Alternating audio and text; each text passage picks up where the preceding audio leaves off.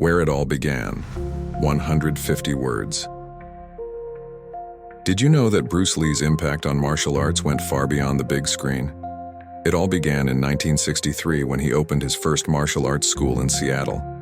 At that time, martial arts schools in the United States were rare, and few were open to teaching non-Asian students. Bruce Lee's school was different.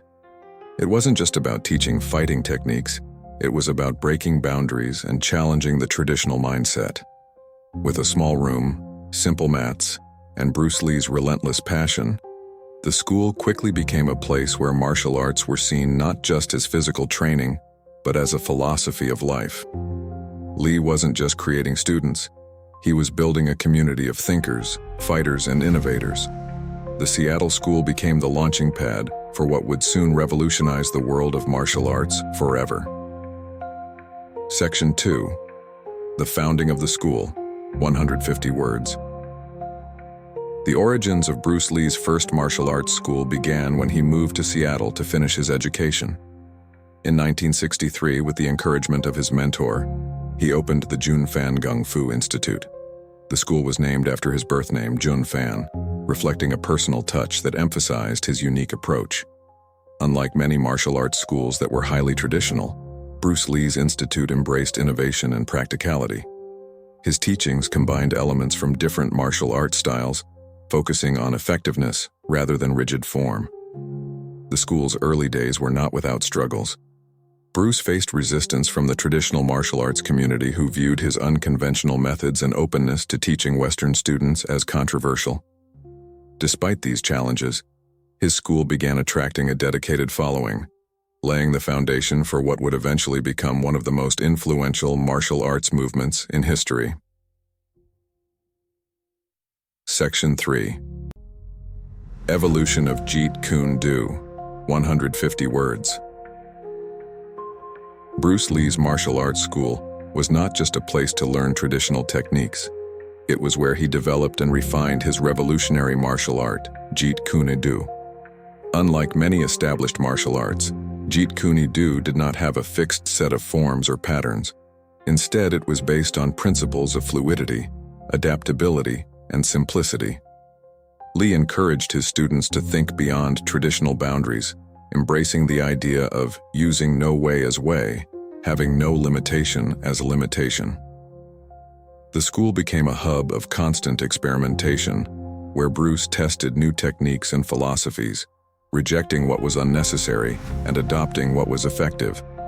This evolution made the Jun Fan Kung Fu Institute more than a training center.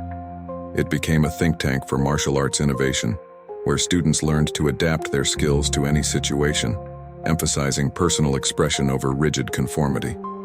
Section 4. The famous students and their stories. 150 words.